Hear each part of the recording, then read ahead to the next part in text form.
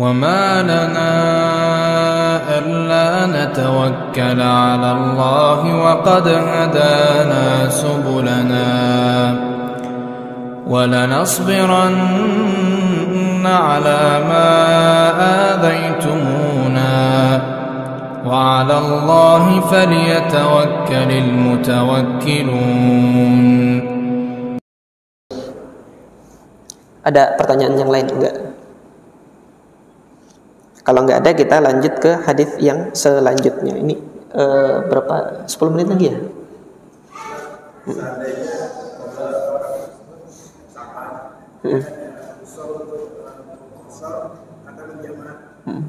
Bagaimana itu nanti? Soal yang pertama kan salah, apakah sudah batal atau dia wudu lagi? Wudu lagi. Kalau yang salasul baul seperti itu tetap dia wudu lagi ya. Ketika dia menjamak sholat tetap wudu, masih wudu lagi seperti itu. Nah kalau safar kan ada rukhsah untuk tayamum tuh, gunakan itu. Jadi tayamum nanti di setiap sholat. Kalau misalnya memang memberatkan bagi dia untuk berwudu gitu, karena dia safar, gunakan rukhsah tayamum. Jadi seperti itu. Tapi kalau dia nanti memilih untuk berwudu, maka wudunya itu di setiap kali sholat. Jadi seperti itu.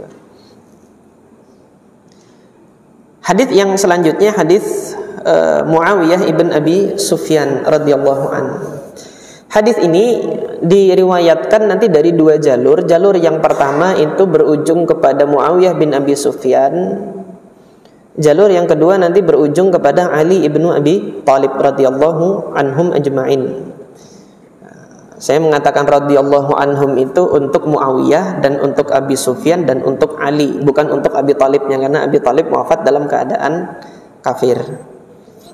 Adapun Abu Sufyan wafat dalam keadaan Islam. Beliau masuk Islam pada saat Fathu Makkah bersamaan juga dengan keluarganya, termasuk Muawiyahnya, putranya ini masuk Islam. Jadi saya mengatakan radhiyallahu anhum itu untuk Muawiyah, kemudian untuk Abu Sufyan dan untuk Ali ibn Abi Thalib. Beliau mengatakan qala Rasulullah sallallahu alaihi wasallam al-ainu wika'us sah. Mata ini adalah wika. Wika itu apa? Wika itu tali yang digunakan untuk mengikat. Mengikat apa? Mengikat kirbah. Kirbah itu botol tempat minum yang terbuat dari kulit. Tidak tahu budaya kita ada atau enggak di sini. Kita botol plastik.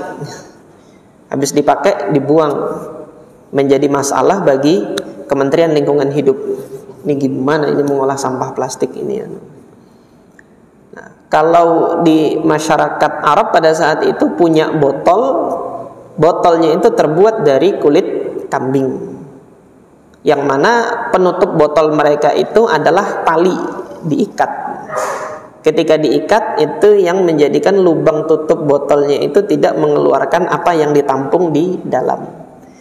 Nah, kulit tersebut kalau nanti dimasukkan susu gitu kan, dalam beberapa waktu terjadi fermentasi susunya itu nanti yang menjadi keju, karena di dalam botol yang terbuat dari kulit kambing itu ada bakteri-bakteri yang bisa hidup, yang bisa memfermentasi beberapa makanan di kirbah itu.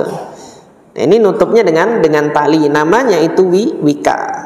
Nah, hadis ini adalah kinayah bahwasanya ain mata itu adalah tali pengikat bagi as-sah. Sah itu mohon maaf lubang dubur. Jadi unik ya. Jadi kalau diibaratkan lubang dubur itu tutup botol gitu kan. Tali pengikatnya itu mata. Ketika mata buka itu tutup botol ketutup. Tapi ketika dia merem tidur gitu kan, itu tutup botolnya kebuka. Artinya lubang dubur kita terbuka. Antum pernah ngecek atau enggak gitu? Tapi jangan dulu ya. Kok ada hadis yang begitu? Ini hadis dhaif. Ini hadis dhaif, nanti akan kita bahas.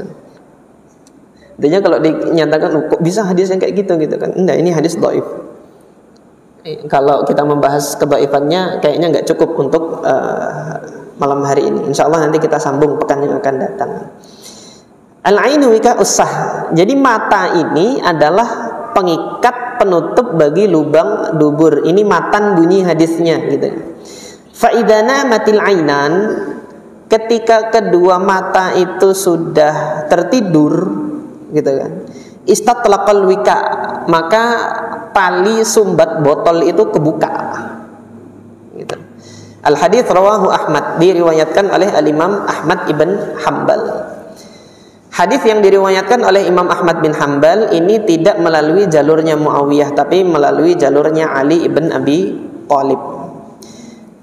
Nah, di dalam naskah Musnad Imam Ahmad itu terjadi qalb atau ketukar gitu loh. Matan hadisnya itu ketukar. Tetapi yang demikian ini kami tidak meyakini bahwasanya Imam Ahmad yang menukarnya, enggak, tetapi dalam penyalinan naskahnya itu yang sampai kepada kita ada tertukar gitu loh. Kenapa kok kita katakan bahwasanya Imam Ahmad ibn Hanbal tidak menukarnya gitu kan? Karena naskah yang ada di hadapan Al-Hafidz Ibnu Hajar enggak ketukar. Jadi ketika Al-Hafidz Ibnu Hajar menyatakan rawahu Ahmad, ini kan Al-Hafidz Ibnu Hajar mengambil dari Musnad Imam Ahmad. Musnad Imam Ahmad yang didapati oleh Al-Hafidz Ibnu Hajar di zamannya itu matan hadisnya enggak ketukar.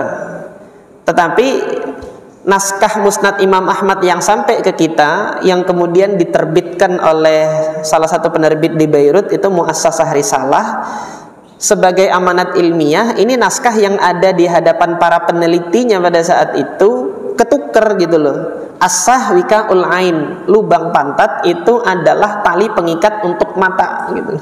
Kebalik gitu kan. Ya, kebalik seperti itu. Nah, hal ini dijelaskan kemudian diberikan footnote catatan kaki oleh para peneliti di penerbit Muassasah Risalah yang dipimpin oleh Syekh Shu'aib Al-Arnaud rahimahullah. Ada catatan kaki yang menjelaskan bahwasanya naskah yang mereka dapati itu tertulis ketukar seperti ini. Tetapi yang benar di dalam naskahnya Musnad Imam Ahmad ibn Hanbal adalah al-ain wika usah. Hanya saja gitu kan, naskah yang didapati secara bentuk fisiknya oleh tim peneliti di penerbitan Muassasah Risalah, mereka tidak mendapati naskah yang al-ain wika usah. Intinya yang susunannya itu mata itu adalah pengikat bagi lubang dubur, tetapi malah terbalik seperti itu. Nah, ini untuk riwayatnya Imam Ahmad ibn Hanbal. Kemudian Al-Hafidz Ibnu Hajar mengatakan Wat-Tabrani, diriwayatkan oleh Al-Imam At-Tabrani. Al-Imam At-Tabrani meriwayatkan hadis ini di dalam kitab Al-Mu'jam Al-Kabir. Di Mu'jam Al-Kabir, Al-Imam At-Tabrani meriwayatkannya dari jalur Muawiyah bin Abi Sufyan. Nah, di dalam Mu'jam Al-Imam At-Tabrani ada tambahan wazada. Makanya Al-Hafidz Ibnu Hajar mengatakan wazada, ditambahkan, ada informasi tambahan. Tambahannya apa? Redaksi matan wa manna mafal yatawaddo, barang siapa yang tidur hendaknya dia berwudu. Kalau begitu, ini hadis menunjukkan bahwasanya tidur itu batal wudu atau tidak. Hadis ini menyatakan bahwasanya tidur itu batal wudunya. Ini nanti insya Allah penjelasan tentang fikihnya kalau nggak sempat malam hari ini, insya Allah pada pertemuan yang akan datang. Al-Hafidz Ibnu Hajar kemudian menjelaskan, wa hadhihi ziyadatu fi hadzal hadits 'inda Abi Dawud min hadithi Ali. Tambahan terhadap hadis ini yaitu wa man nama falyatawadda, barang siapa yang tidur hendaknya dia berwudu. Tambahan ini kata Al-Hafidz Ibnu Hajar ada di dalam hadis yang diriwayatkan oleh Imam Abu Dawud min hadithi Aliyin, yang diriwayatkan dari jalur periwayatan Ali ibn Abi Thalib. Duna qawlihi, tanpa redaksi istatlaqal wika, terbuka tutup tali ikat penutup botol itu tadi. Istatlaqal wika, tanpa ada pernyataan redaksi istatlaqal wika ini yang di dalam apa? Di dalam Sunan Abi Daud. Wa fi kila al-isnadaini dha'fun. Dan isnad kedua hadis ini, baik hadis Muawiyah maupun hadis Ali ibn Abi Thalib. Hadis Muawiyah tadi yang ada di dalam Mu'jam Al-Kabirnya Imam Tabrani, dan hadis Ali yang berada di Musnad Imam Ahmad dan Sunan Abi Daud, dua-duanya ada kedhaifan. Antum perhatikan di sini Al-Hafidz Ibnu Hajar rahimahullah, ungkapan yang beliau nyatakan sebagai penilaian terhadap sanad hadis adalah fi isnadihi dha'fun. Di dalam sanadnya ada kedhaifan. Tapi beliau tidak mengungkapkan isnaduhu dhaif. Ini ungkapan yang berbeda, sama seperti ungkapan yang sebelum tadi, laisa biqawiyyin dengan laisa bil qawiyyi. Itu lebih berat laisa bil qawi daripada laisa biqawiyyin. Sama dengan hal ini juga, ungkapan fi isnadihi dha'fun, di dalam sanadnya ada kedhaifan, ini lebih ringan daripada ungkapan isnaduhu dhaif, sanadnya dhaif. Kalau dinyatakan sanadnya dhaif, itu udah ketahuan perawi yang dhaifnya apa, siapa gitu kan. Tetapi untuk yang ini fi isnadihi dha'fun, ini baru sebatas kemungkinan dhaif. Karena apa? Di dalam sanad periwayatan ini ada perawi yang namanya Baqiyah ibnul Walid. Mungkin antum pernah hadir di majelis saya di Ulumul Hadis yang dimana pernah saya ajarkan siapa Baqiyah itu.